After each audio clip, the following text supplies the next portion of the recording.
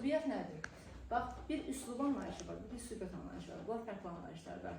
Üslub tərifi belədir ki, dil vasitələrindən məqsədə uyğun şəkildə istifadə edirəmsə, bu üslub adlanır. Yəni, dil vasitələri nədir? Bu, keçdiyimiz qaydalar falan yoxdur. Onlardan məqsədə uyğun istifadə edirəmsə, bu nə adlanır? Üslub. Bu üslublar da öyrənmə bölümü, hansı bölümə uşaqlar? Üslubiyyət. Təbii ki, üslub daha geniş anlayışı. Nəyə görə? Bu tək Azərbaycan dilinə aid deyil. Məsələn, təsvir incəsənətdə də var, heykəltaraşlıqda da var, məsələn, riyaziyyatda da var, məsələn, ədəbiyyatda da var. Hər ikisinin özünün üslubu var da, elə yazıb yaratmaq, qurmaq üslubu. Və təbii ki, biz bu ünvanı nədə keçirik? Azərbaycan dilində keçirik. Və üslublar bölünürlər uşaqlar iki yerə. Bir, funksional üslublar var, buradan yazıram. Hansı üslublar var uşaqlar? Funksional. Bir də hansı üslubumuz var? Fərdi üslub. Fərdi. Demək, üslublar neçə yerə bölündür? Uşaq deyil, 5 yerə, 6 yerə. O yerə deyil, üslublar bölünür iki yerə. Bir funksional üslublar var, bir də fərdi üslub var. Funksional da öz növbəsində bölünür bir neçə yerə. Hansıları arız bilir. Birinci fərdi üslublu uşaqlar, ikinci elmi üslub, elmi, üçüncü publisistik yazaq, sonra rəsmi işgüzar yazaq, rəsmi işgüzar. Ən sonunda hansıdır uşaqlar? Məişət. Məişət üslubu. Sonuncu isə məişət üslubudur. Fərdini izah edeyim, sonra bu ara keçək. Uşaqlar, fərdi adının bəllidir ki, fərdlər bir şəxs, bir insana məxsus deməkdir. Daha çox ədəbiyyata aid edilir. Məsələn, Sabirin üslubu, satira formasında yazıldı. Füzulinin üslubu, Nizami Gəncəvin üslubu. Yəni, fərdi üslub deyəndə ağlımıza nə gəlir? Şair və yazıçıların üslubu gəlir. Və demək olar bu bizə düşmür. Bizə təbii ki, imtihanda hansı düşür uşaqlar? Funksionallar düşür. Funksional üslublar böldük neçə yerə uşaqlar? 5 yerə. Ən birinci, ən ilkin yarananı bəldi üslubdur. Məsələn, sual düşsə ki, hansı üslub birinci yaranıbdır? Cavab nədir uşaqlar? Birinci yaranan bəldi üslubdur. Bizim mətn düşür. İmtihanda biz sizə buraxılış imtihanda 2 dənə mətn verilir. Adətən birinci mətn bəldi olur, ikinci mətn publistik olur. Amma yeri dəyişik ola bilər təbii ki.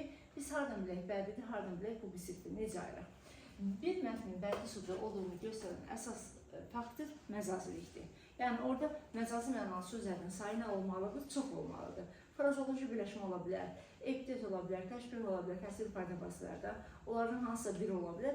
Əsas odur ki, o mətndə əsas üstünlüyünü təşkil etsin uşaqlar məcazilik. İndi bəlli üslubun xüsusiyyətləri hansıdır yazılır. Məcazilik, obrazlılıq, sonra emosionallıq, ondan sonra ifadəlilik, sonra poetizm var. Bu poetizm nəyinə lazımdır, onu deyəcəm. Uşaqlar, bəlli üslub özünü 3 formada göstərir. Nəzm formasında olur, nəsr formasında olur, bir də dialoq formasında olur. Dialoji yazıram bura. Dramaturgiya üslub deyirsə, biz ona dram formasında. Nəzm şeir deməkdir, şeir formatında ola bilər. Ən çox bizə nəsr formasına düşür. Məsələn, sınaqlara gedincə, güvənli sınaqlarla görürsünüz, cümlələr formasındadır, hikayə formatında olur. Əksərən bu olur. Bəzən də dialoq forması ola bilər, dramaturgiya deyirik. Biz ona ədəbiyyatlar onun 3-cü qruplar daha yaxşı başa düşər. İndi bunların üçündə də təbii ki, mütləq nə olmalıdır? Məcazilik. Bizə bir mətn verir, bir də Venn diaqramı verir. Deyir ki, əsas mətnlə çərçivədəki mətnlə ilə müqayisə edir. Tutaq ki, çərçivədəki mətnim elmi mətndir. Mən tapmışam ki, orada terminlər çox da elmidir. Əsas mətnimə tapmışam ki, bəldi üslublardır. Mən bunu nəyə yazım? Birinci bəldi üslubdur, buna yazırıq məcazilik, obrazlılıq. 2 dənə xüsusiyyət yazdıq, kifayət edir. İkinci elmi mətndir. Elmi mətnə yazırıq ki, terminlərdən sırf bol istifadə, terminlər. Bir də yazın ki, dili çətindir. Belə də yaza bilərik, konkreti, dəqiq də yaza bilərik. Elmi üslubun səhvlərini elə yazacağım, görəcəksiniz. Bəs ortağa nə yazırıq? Venn diaqramının kəskinmə hissəsinə. Bax, uşaqlar, kəskinmə hissəsinə yazırsınız ki, bunlar hamısı nəyə aiddir? Funksionaldır. Yazırsınız ki, funksional üsluba aiddir. Bir də yazırsınız ki, ədəbi dil nümunəsidir. Fərqi yox da, mətn 5-dən hansı olur olsun, hamısının uşaq xüsusiyyəti bu 2 cümlədir. Nə yazırıq? Bir də deyin görüm. Funksional üsluba aiddir. Bir də nə deyir uşaqlar? Ədəbi dil nümunəsidir. Bundan kənar heç nə yazmırsınız və bunları tam yazsınızsa tam bal gələcək. Yaxşı, ədəbi dil nümunəsidir. Bir də nədir? Funksionaldır. Bir də mən sizə mətndə ən çox qabağımıza çıxan bir nüansı xatırladım. O, üstə rəqəm yazılan sözlər olur. Deyir ki, onu mətndən kənar mənada işlət. Məsələn, mətndə həqiqidirsə, mən nədə işlətməliyəm? Məcazidə. Mətndə məcazidir, mən nədə işlətməliyəm? Həqiqidə. Bir də onun həqiqi məcazi yazmır. Yazır poetik, ümumiyyətlə sözlərin 3 funksiyası olur. Bir poetik funksiya var, bir informativ funksiya var, bir də terminoloji funksiya var. Bu oldu sözlərin nəyi uşaqlar, funksiyaları, terminoloji. Poetik funksiya deməkdir ki, məcazi mənada olmalıdır. İnformativ o deməkdir ki, həqiqi mənada olmalıdır. Terminoloji demək ki, onu termin kimi istifadə etmək lazımdır. Bunun üçün də şagird terminləri bilməlidir. Terminlə biz sizə ixtisas düşə sözlərdir. Məsələn, mənə düşübdü açıq sözü. Açıq sözünü mən mətndə fərqli mənada işlətməliyəm. Tutaq ki, mətndə bu məcazi mənadadır. Mən bunu bir həqiqi mənada işlədə bilərəm, bir də termin kimi işlədə bilərəm. Termin kimi necə istifadə edə bilərəm? Deyərəm, açıq sahiblər. Elə, informativ kimi deyə bilərəm ki, açıq qapı. Elə, yəni bu istifadə edə bilərəm. Sonra kesid aldım nəyə? Bədii üslubun xüsusiyyətlərini bir də qruplayıram. Hansılar oldu? Məcazilik, obrazlılıq, emosionallıq, ifadəlik. Poetizm də bu deməkdir, yəni məcazi mənalı ifadə deməkdir. Və bədii üslub ədəbi dili təşkil edir. Bu nə deməkdir uşaqlar? Ədəbi dil mədəni dil deməkdir, yəni mədəni formada. Biri var günlük danışığımız lor dil deyək biz ona uşaqlar, məişət üslubu hansı ki. Biri də var ədəbi dil, yəni mədəni formada, ifadəlilik, məcazilik çox olan, oxuduqsa adama belə həzz bəxş edən də. Bu üslublardan ən çox ona yaxın olan hansı uşaqlar? Bədii üslubdur. Ona görə sual düşsə ki, sizə ədəbi dili təmsil edir, hansı üslub uşaqlar cavabına götürür? Bədii üslub. Yaxşı, birinci yaran üslubdur bədii üslub, ədəbi dili təşkil edir bədii üslub. Xüsusiyyətlərini də yazdım. Məcazilik, obrazlılıq, emosionallıq, ifadəlik, poetizm. Üç formada nəzm, nəsr və dialog formasında deyilir, özünü göstərir. Kesin elmi üsluba. Bir mətnin elmi üslubda olduğunu göstərir ən əsas faktor termindir. Termin bir-iki dənə yoxa, çox olmalıdır. Və həqiqətən də şagird elmi mətnini dərk etməkdə çətinlik çəkir, qavramaqda. Biri var, adi bir hekayədə oxursan, rahatlıqla başa düşürsən də, o bilirəm ki, hansı üslubdur, bədii üslubdur da. Bir də var, məsələn, yazıb genetikanın əsasları, mətnin adı belədir da və şagird oxuyur, onu oxumaqda çətinlik çəkir. Çünki orada faktlar çox olur uşaqlar, elmi məlumatlar çox olur. Ona görə elmi mətnində üstünlüklə təşkil edir uşaqlar, terminlər və xüsusiyyətləri hansılardır? Elmi mətn olduğuna görə, elmi məlumat orada olduğuna görə o necə olmalı uşaqlar? Dəqiq olmalıdır, dəqiqlik. Sonra ardıcıllıq olmalıdır. Faktlar necə verməli uşaqlar? Ardıcıllıq yazıram bura. Sonra burada nə yazıram? Konkret olur. Yəni uzun uzadı olmur da. Əsas məlumatları verirlər, konkretlik yaza bilərəm. Dəqiqlik, konkretlik. Mürəkkəb cümlələrdən çox istifadə olunur. Sonra sxem olur, qrafik olur, şərt işarə olur, cədvəl olur. Elmi mətnində uşaqlar. Bunlardan biri mütləq qabağımıza çıxa bilər. Sxem, qrafik, cədvəl, şərti işarə. Bir də modallıq bildirən sözlə ifadə. O da yenə şeyə aiddir uşaqlar. Elmi üsluba aiddir. Bax bunu yazırım. Modallıq bildirən sözlə ifadə. Bu nəyə görə? Uşaqlar, modal sözlər biz sizə fikrə nə bilir? Münasibət. Elmi mətndə də elmi bir məlumatların hansısa bir müəllifin nəyi olur? Öz fikri, öz münasibəti olur. Ona görə bu cümlə varsa biz təbii ki, hansı üslub götürməliyik cavab uşaqlar? Elmi üslub götürməliyik. Hansı olduq sətləri bir də sayıram. Dəqiqlik, ardıcıllıq, konkretlik, yığcanlıq, sinonimdir onsuz da. Mürəkkəb sözlərdən istifadə, dili çətin və uzun uzadı olmur, yığcan olur və terminlərdən çox istifadə olmalıdır. Sxem, qrafik, cədvəl, şərti işarə. Bu ifadələrdən biri varsa biz götürməliyik. Sonra publisik üslub. Bir də mən sizə bir şey öyrədim. Təbii ki, bizə elmi mətn olaraq düşünür, ancaq necə düşə bilər? Bayaq dediyim kimi, balaca bir kiçik bir mətn verirlər çərçivə içərisində. Deyir, çərçivədəki mətnlə əsas mətn, yəni bizə imtahanda düşən mətnin nəyi düşürsə, müqayisəsi düşür. Orada da elə terminlərdən tutacaqsan ki, o mətn nədir? Elmi mətndir də, onun narahat olmayın.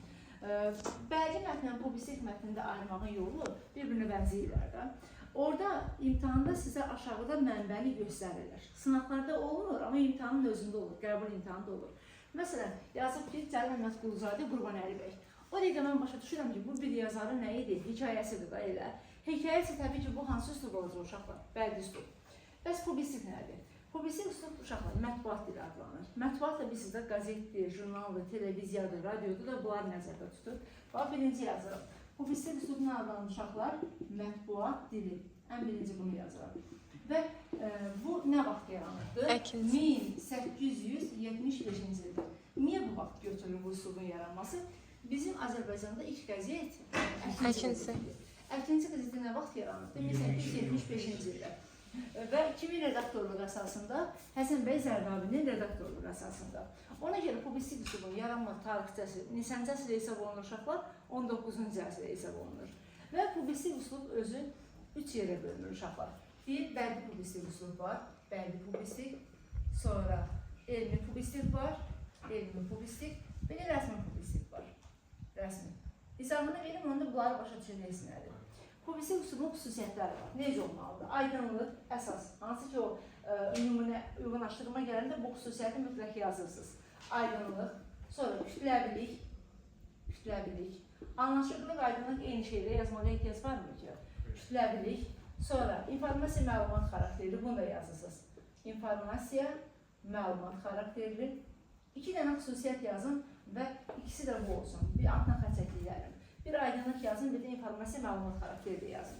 Sonra müxtəlif mövqe və maraqları əks elətdirir. Müxtəlif mövqe və maraqları əks elətdirir. Sonra yazıram ki, kütləvi nitq formasıdır. Kütləvi nitq forması adlanır. Nitq forması.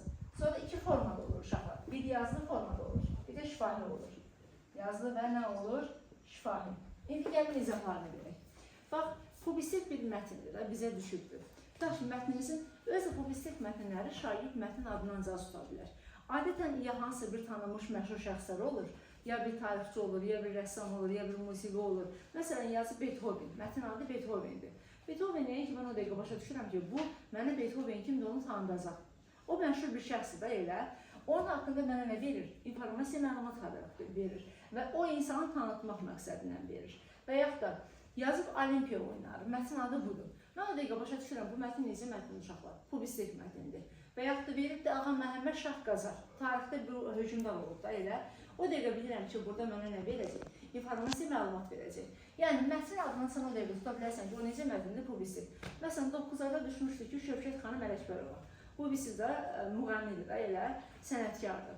Elə onun haqqında onu mənə tanıdır. Bu kimdir, nə işlə məşğuldur, harada anadan olub, nə iş görüb, hansı səhərlərlə məşğuldur. Yəni, adından da tuta bilərik ki, publisistik sənətkardır. O bir yana qalsın, tutaq ki, tuta bilmədin. Məsələn, Unolar və Ufolar mətni var idi, güvənin içində belə bir mətn var idi. Mən orada mətindərindən mənə nə haqqında məlumat verir?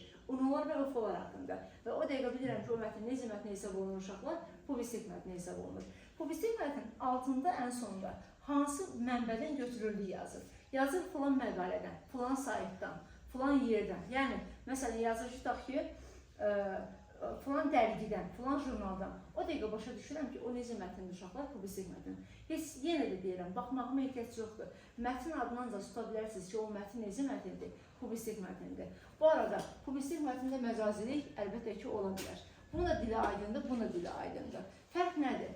Burada məcazilik daha çox süniləşir və bu bizə hekayə təsiri bağışlayır. Hansı bir hadisəni danışır. Bu isə bizə kimlərisə, nəyisə xatırlatmaq, tanıtmaq məqsədindən verir. Məsələn, yazıb çövkən oyunları. O dəqiqə başa düşürəm ki, bu oyunun qaydasını mənə izah edəcək. Bu oyun neçə nəfərlə oynanır, oyunun qaydası necədir? Demək, o hansı mətn hesab olunacaq uşaqlar? Publisistik mətn. Aydın oldu mu? Bax, məsələn, o gün bir mətn işləmişdik. Adı nə idi mətnimizin? Birinci mətn, Topulda. Söyüd kölgəsi idi də elə. Söyüd kölgəsi o dəqiqə adından başa düşürsən ki, o necə mətndir uşaqlar? Bədii mətndir. Çünki hansısa bir hadisəni bizə hekayə kimi nədir orada? Nəql elədir. Publisistik üslubun xüsusiyyətlərinin köməyinə gəlin bir də sayaq. Nə oldu? Aydınlıq, anlaşıqlıq, kütləvilik, informasiya, məlumat xarakterlidir. Müxtəlif mövqe və maraqlara əksəriyyətlidir. Bu nəyə görə? Uşaqlar, mətbuat təkcə televiziya deyil də, sosial şəbəkələr də ağlımıza gəlir. Instagram olsun, Facebook olsun, Twitter olsun. Və biz o sosial şəbəkələrdə kimin mövqeyi, marağı nəyə uyğunsa həmin səhifələri izləyir də elə. Adi Face'də deyilərdi, Instagramda deyilərdi də. Ona görə müxtəlif mövqe və maraqlara əksəriyyətlərən üslub hansı üslub olur uşaqlar? Publisistik üslub olur. Sonra yazırım kütləvi nitq forması. Məsələn, aparıcıdır, televiziyada çıxış edir, xəbərlər proqramıdır. Bu, bütün kütlə buna baxır da elə, bütün cəmiyyət insanlar buna baxır. Ona görə bu insan nitqi necə olmalı uşaqlar? Aydın da anlaşan olmalıdır. Niyə kütləvi nitqdir? Bu bir nəfər üçün, belə deyək də, səsləndirilmir də, bütün dünya üçün səsləndirir. O anda televiziya baxan hər kəs üçün. Və mən yazmışam ki, bu həm yazılı olur, həm şifahi olur. Məsələn, mən bayaq dediyim, televiziyadır, radiodur, sizcə bunun hansı formasıdır? Şifahi. Çünki danışıqdır. Amma Instagram'dır, WhatsApp olsun, Facebook olsun, Twitter olsun, YouTube olsun. Bu bunun hansı forması uşaqlar? Yazılı formasıdır. Aydındır. Yəni, publisistik üslubu özünü neçə formada göstərdi? 2 formada. Bunun bir yazılı forması var, bir də nəyi var uşaqlar? Şifahi forması. Bir də bura yazmışam, bəlkə publisistik, elmi publisistik, rəsmi publisistik. Məsələn, Mələk şairdir və Mələyin özünün bir rəsmi səhifəsi var.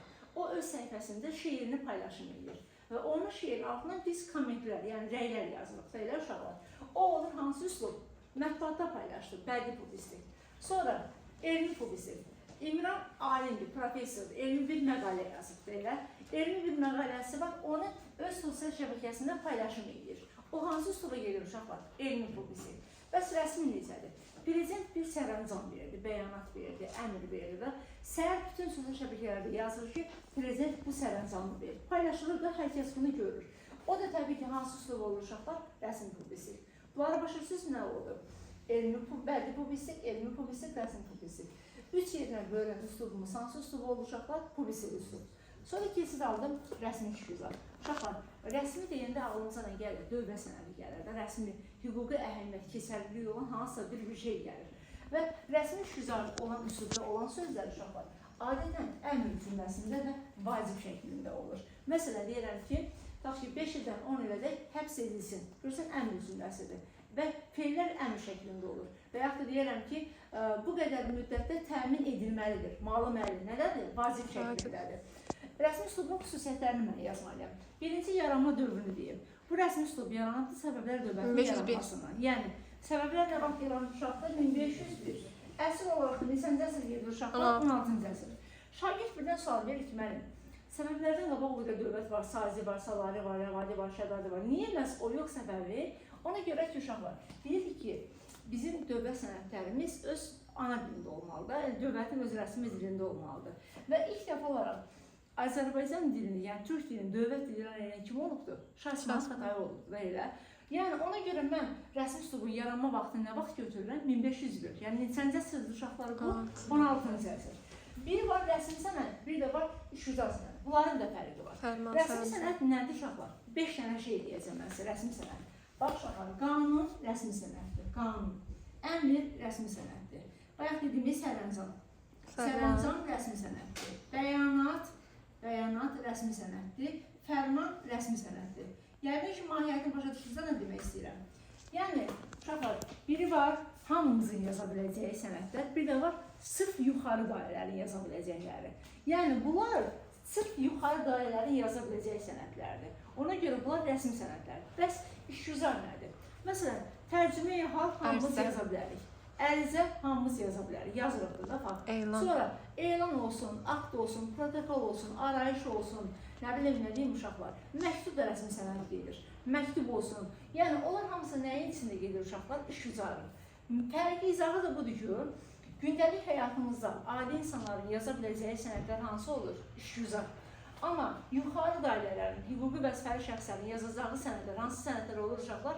Rəsmi sənədlər. Yəqin ki, düşsə ayıra bilərsə, hansı rəsmidir, hansı işgüzardır. Sonra keçid alıram rəsminin xüsusiyyətləri. Uşaqlar, bu rəsmi üslubda hüquqi əhəmiyyət. Birinci xüsusiyyətimiz budur. Nə olur uşaqlar? Hüquqi əhəmiyyət. Sonra belə bir cümlə var uşaqlar. Deyir ki, mükəmməl tərtibat. Bu yazı izahını verəcəm. Mükəmməl tərtibat olmalıdır. Tərtibat. Sonra normallığı möhkəm.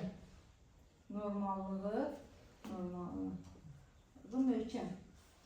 Sonra sintaksisi məhdud. Bu hər bir tez cümləsi da. Sintaksisi məhdud. Sintaksisi məhdud.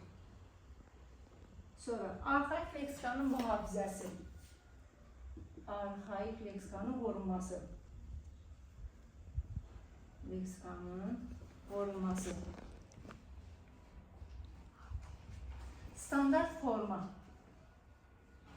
Standart forma. Şablon. Sonra şablonlar. Şablonlar. İndi gəl bir izahını verim. Bir də rəsmi sənəddə, rəsmi üslub ancaq yazılı formada olur. Nəyə görə? Mən hansısa bir idarəyə girib deyə bilmərəm ki, mən şifahi formada tərcümə halımı deyim, siz də bunu qəbul edin. Elə? Və yaxud da deyim, mən sizə arayışı şifahi formada deyim, siz də bunu qəbul edin.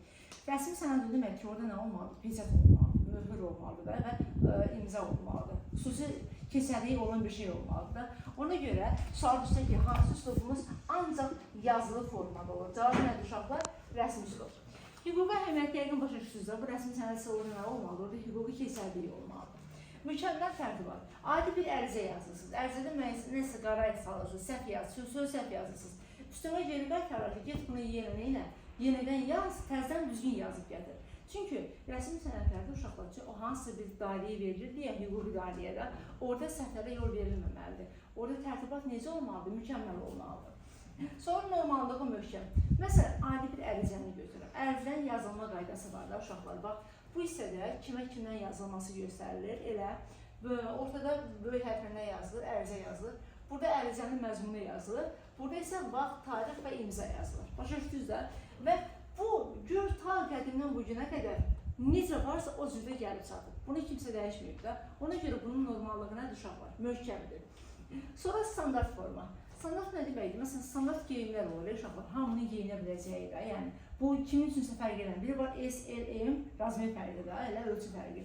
Biri də var, standartdır, bu deyək, ölçü standartdır. Yəni, bunun o tərəfi yoxdur. Məsələn, ərizəni hamı eyni cür yazır. Məsələn, İmran durub bunu buradan yaza bilərmi? Kimdən yazılmasını? Bu sağ tərəfdəndirsə, mən bunu hardan yazmalıyım? Sağdan yazmalıyım. Mən bunu öz başıma durub soldan yaza bilmərəm. Adi bir tərcümeyi hal deyil. Tərcümeyi hal necə yazılır? Hamı yazır ki, əvvəldə tərcümeyi hal yazır. Mən filan kəs o filan kəs, filan vaxtda filan yerdə doğulmuşam. Ailədə neçə nəfəri, atam kimdir, anam kimdir, bacım kimdir, budur da. Yəni, bunun məzmunu budur. Bunu mən öz başıma neyini bilərəm? Dəyişə bilmərəm də. Ona görə rəsmi sənədlərin konkret nəyi olur? Standart bir forması olur. Şablon nədir? Birdən bu bayramda zaten ikimizi təbrik edirsən, deyir mənə şablon cümlələri yazma. Hamı kopyalayır bir mesaj elə hamıya göndərir. Deyir şablon cümlələri yazma, yəni özünün olan cümlələri yazar. İndi bu şablonla yaxşı rəsmi üslubda nə əlaqəsi var? Bayaq dediyim söhbət. Məsələn, tərcümeyi halda mən durub o nəsillərindən danışası deyiləm ki, hal-hazırda ailəm kimdir, ailəmdə neçə nəfər var və onlar nə işlə məşğuldur. Amin yazsa, Amin öz ailəsi haqqında yazacaq, Mələk öz ailəsi haqqında, mən öz ailəm haqqında. Heç kim bundan kənara çıxmır, hamı şablon eyni cümlələri yazır. Mən filan kəs o, filan kəs, filan iş, filan yerdə, filan kəs, atam budur, anam budur, qardaşım budur. Ona görə burada nə olur uşaqlar? Şablonlar olur. Sonra yazmışam ki, sintaksi məhdud, yəni söz ehtiyatı azdır uşaqlar. Rəsmi sənədlər, baxmazən bir ərizə, bir vərəqi tam tutmur, görürsünüzmü? Yəni yığcam olur, konkret olur və sintaksinə olur uşaqlar, məhdud olur. Sonra buraya yazmışam, arxaik leksikanın qorunması. Arxaizm yəqin bizdə köhnəlmiş sözlərdir. Bəs o necə olur ki, rəsmi üslubda qorunur? Uşaqlar, bir aktdır, aktın içində köhnəlmiş bir söz var, tərtibat qaydasında. Mən onu öz başıma dəyişə bilərəm uşaqlar. Yox, bunu nə vaxtsa yuxarı dairə görəcək, bunu müzakirəyə qoyulacaq, o qərar qəbul olunacaq və oradan arxaik söz çıxarılıb yerinə neologizm, yəni yeni söz daxil olunacaq. Ta o vaxta kimi o arxaik söz orada nə edir uşaqlar? Qorunub saxlanılır. Ona görə arxaizmlərin mühafizəsi, qorunması deyəndə hansı üslub götürməliyik uşaqları biz? Rəsmi üslub götürməliyik. Buna qədər tam başa düşdükmü? Rəsmi üslub nə oldu? İndi ən sonuncu keçdi məişət. Ən asansı məişətdir uşaqlar. Niyə? Məişət üslubu ən çox istifadə olunan üslubdur. Niyə? Günlük həyatımızda adi günlük danışıq tərzidir. Bax, mən dedim ki, bu ancaq hansı formada olur? Yazılır. Məişət də sizcə hansı formada olur? Şifahi. Şifahi. Çünki mən günlük həyatda ancaq nə edirəm uşaqlar? Danışırım da. Məişət üslubunun şifahi forması var, amma yazılı forması yoxdur. Bir də belə bir test cümləsi var ki, bütün üslubların qovuşuq nöqtəsi məişətdir. Yəni, biz günlük həyatımızda bunların hansından həqiqətən istifadə edirik və bəddən də edirəm, elmdən də edirəm, rəsmdən də edirəm, bu bizikdən də. Bütün üslubların qovuşuq nöqtəsi hansı üslubumuz oldu uşaqlar? Məişət. Və məişət deyəndə ağlınıza dialekt gəlməsin. Normalda belə bir qayda var ki, 5 dənə üslub var, 5-də də normaya gözləmək lazımdır. Ədəbi dilin normaları var da, hansı normalar idi? Keçən il keçmişdik. Fonetik norma var idi, leksik norma var idi, bir də hansı norma var idi? Qrammatik norma. Biz 5 üslubun 5-də də bunlara əməl etməliyik. Yəni, nə olsun günlük danışığımızdır? Günlük danışıqda belə biz ədəbi dil normalarını pozmamalıyıq. Bax, qayda budur. Uşağın çoxu yerdə deyir ki, məişət üslubu dialektlərdən, loru sözlərin istifadə olunduğu üslubdur. Bu fikir səhvdir. İstifadə edə bilərəm, amma mən normanın əslində nə etməliyəm uşaqlar? Normanı pozmamalıyam. Bunların hamısının ortaq cəhətlərindən biri də odur ki, bunların nəyə tabi olmalıdır uşaqlar? Normalara tabi olmalıdır. İndi gəlin məişətin xüsusiyyətini yazın. Ən təbii üslub deyəndə ağlınıza nə gəlir? Məişət. Ən sərbəst deyəndə ağlınıza nə gəlir? Ən sərbəst. Sərbəsti də düşə bilər, sərbəst də düşə bilər. Eyni şey, yaxşı. Sonra, dialekt üstü nitq forması. Bu dialekt deyil, izahını verəcəm. Dialekt üstü nitq forması. Nitq forması. Bu da məişətin xüsusiyyətdir. Bir də uşaqlar, Dialoji üslub məişət üslubunun canıdır. Dialoji nədir bilirsiz? Dialog. Dialog nə deməkdir? Kim deyər? İki və daha İki və artıq. daha artıq şəxsin danışırıq. Məişət üslubu ancaq şifahi formadadırsa, mən danışıramsa, təbii ki, kiməsə dialoq edilməliyəm. Nə vaxtda kimi səs-səyə öz-özümə danışa bilərəm və elə, təbii ki, qarşımdakı insana nəyi keçməliyəm? Ünsiyyətə keçməliyəm. Sual düşsə ki, dialoji üslub, dialoji nitq hansı üslubun canıdır? Cavab nədir? Məişət. Ən təbii, yəni necə gəldi danışırıq da, təbiliyə yol veririk. Ən sərbəst, yenə burada sərbəstlik hansısa bir qayda qanunumuz yoxdur. Amma təbii ki, nəyə əməl etməliyik dedim mən bayaq, normalara əməl etməliyik. Dialekt üstə bayaq dediyim sözlər. Normalda istifadə edirəm dialekti günlük danışığımda. Amma əslində nə etməliyəm? İstifadə etməməliyəm. Məsələn, mən əhbək deməməliyəm. Nə deməliyəm uşaqlar? Çörək deməliyəm. Əhbək dialekt sözüdür da, yəni bundan istifadə etməməliyəm. Məsələn, qağa deməməliyəm, qardaş deməliyəm. Qağa nədir? Dialektlərdir. Və yaxud da cici, günümüzdə bu dəqiqə istifadə edilir hərədən bu sözləri. Sonra, məhraba yox nə deməliyəm mən? Dəsmal. İnandırım sizi çoxumuz məhraba deyilir, məhrabanı gətir. Əslində dəsmalı gətir deməliyik. Yəni bu nədir? Dialektlərdən istifadə edirik. Mən daxil olmaqla hamımız istifadə edirik. Amma əslində biz bunlardan nə etməliyik? İstifadə etməməliyik. Sonra, məişət üslubu hansı formada oldu uşaqlar? Şifahi formada. Bir dənə test cümləsi var, sonuncu deyim, yekun bura. Bu, fərdi üslub sual düşür ki, hansı üslubda daha çox özünü göstərir? Hansı üslubda ümumiyyətlə fərdiliyə yol verilmir? Gəlin məntiqlə tapaq. Sizcə, fərdi üslubdan hansını daha çox istifadə edərik? Çox istifadə edərik deyərik. Məişətdə. Məişətdə bir də hansını da ən çox sizcə? Şair yazar demişəmsə, sizcə hansı Publistik. Şair, yazısı. Publistika. Şair deyirəm, yazısı deyirəm, ədəbiyyat deyirəm, əsər deyirəm. Bədii üslubda. Demək, bədii, fərdilik özünü daha çox hansını da göstərdi uşaqlar? Bədidə. Bəs ümumiyyətlə fərdilik qətiyyən yol verilmir. Dərsmiş güzel. Çünki rəsmi sənətdə fərdilik ümumiyyətlə ola bilməz. Yaxşı, dərsimizdə başa düşdük uşaqlar. Bu oldu bizim üslublarımız. Dayandıra bilərik.